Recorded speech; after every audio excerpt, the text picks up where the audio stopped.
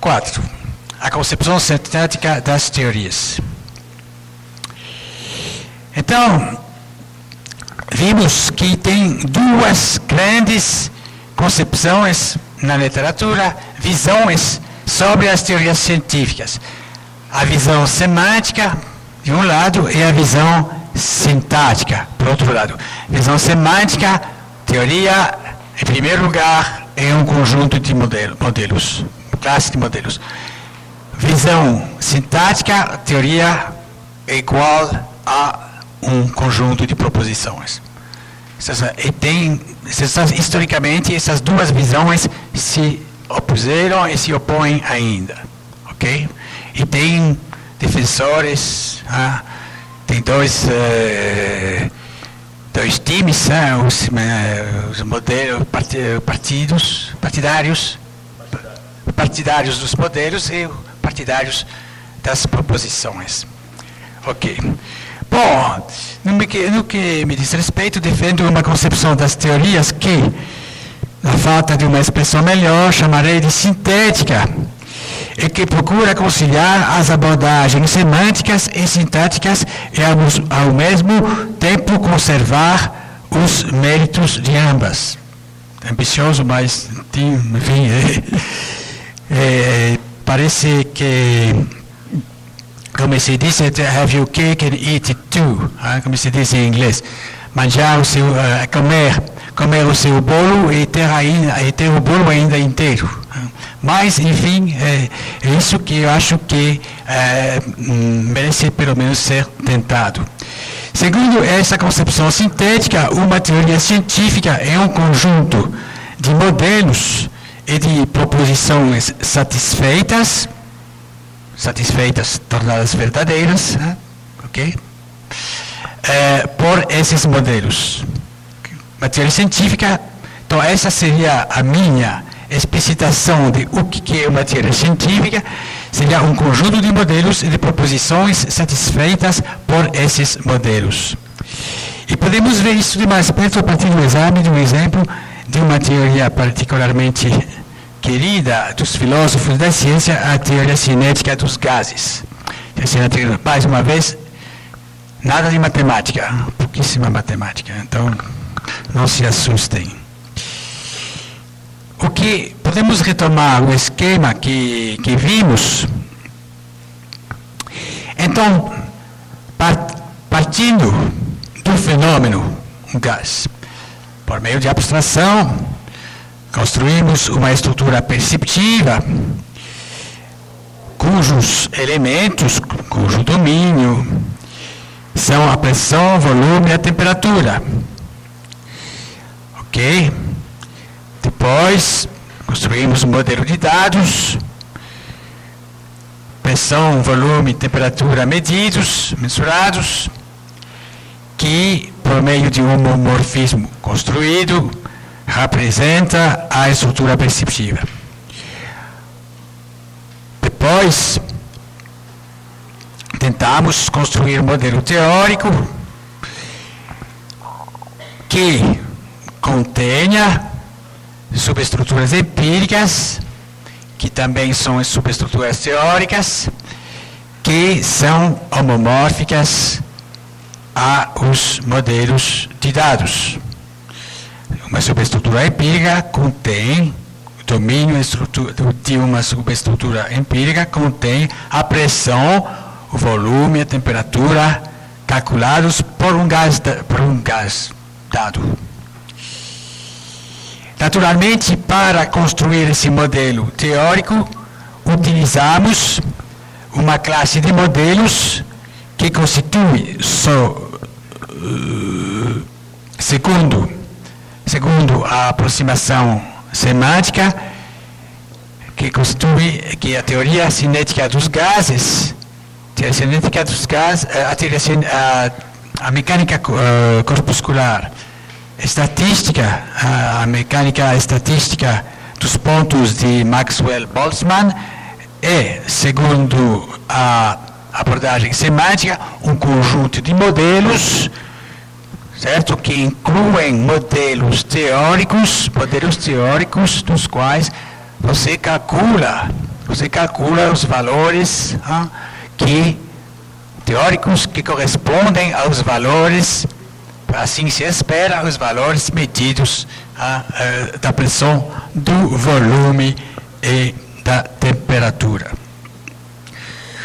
Bom, a teoria cinética dos gases não contém somente modelos, mas contém a lei dos gases perfeitos.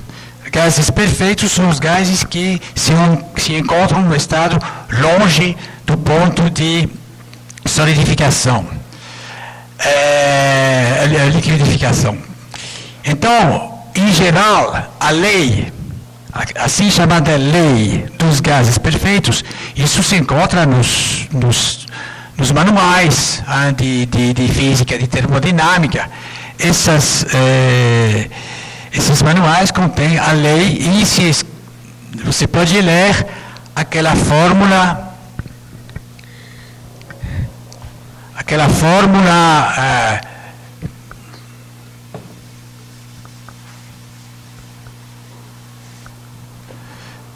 PV,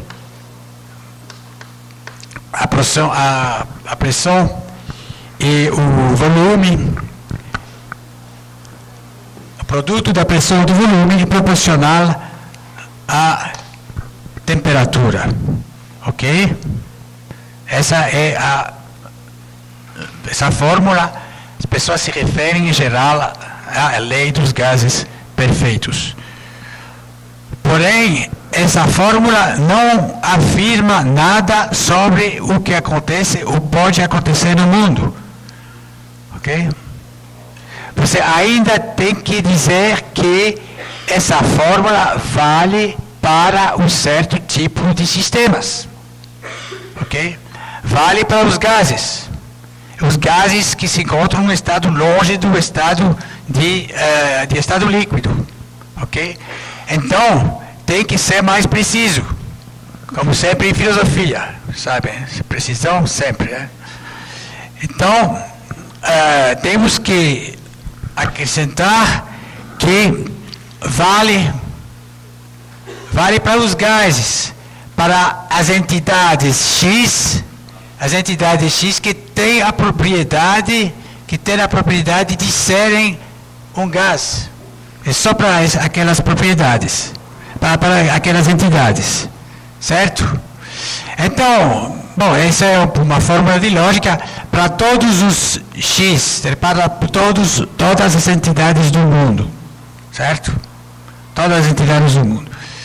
Se esse indivíduo X é um gás, então, para todo o valor da pressão e todo o valor do volume, todo o valor da temperatura, ok? Esses parênteses referem-se ao quantificador universal, a lógica.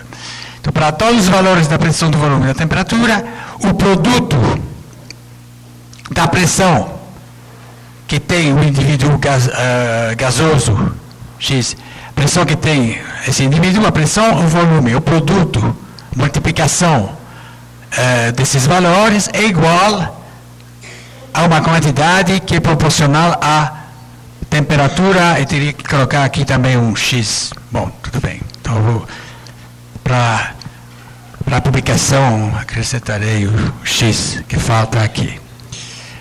Então, se uma entidade é um gás perfeito, os valores medidos em sua expressão, sua temperatura e seu volume assumirão valores tais que suas relações obedecem. Obedecem, mas isso é uma palavra que tem sido usada e que se usa frequentemente. Mas tem que dizer satisfazer, ok? Tornar verdadeira, ok? Obedecer é uma linguagem um pouco antropomórfica, digamos assim. Como que se diz que as leis governam o comportamento dos processos. Eu voltarei a falar sobre isto. Não, as leis, as proposições nomológicas descrevem meramente descrevem o comportamento dos fenômenos. Então, os valores da pressão, volume e temperatura mensurados que constituem aqui o modelo dos dados satisfazem ou tornam aproximadamente verdadeira a fórmula PV igual a KT. Aqui, essa lei dos gases perfeitos chama-se de uma lei de coexistência, porque não faz referência ao tempo. Essa lei vale para os estados, ou para gases que se encontram num estado de equilíbrio. Não tem turbilhões, o gás não está mudando o valor da pressão, etc. Ok? É um estado de equilíbrio, tranquilo, com pressão, volume, temperatura definidas. Mas tem outras leis que são leis de processo e que estas sim fazem referimento ao tempo.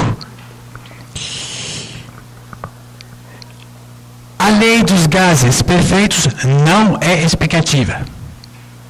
Não é explicativa. Meramente descreve o que acontece num estado de equilíbrio. Não explica, por exemplo, o valor da pressão a partir dos valores do volume e da temperatura. Então, cabe à teoria cinética de Maxwell-Boltzmann, a descrição dos processos microscópicos explicativos subjacentes.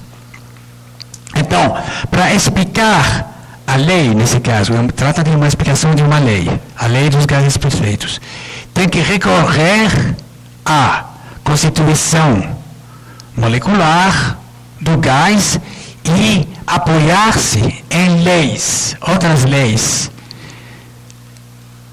explicativas e causais, como vamos ver, que descrevem o comportamento temporal das moléculas que compõem o gás.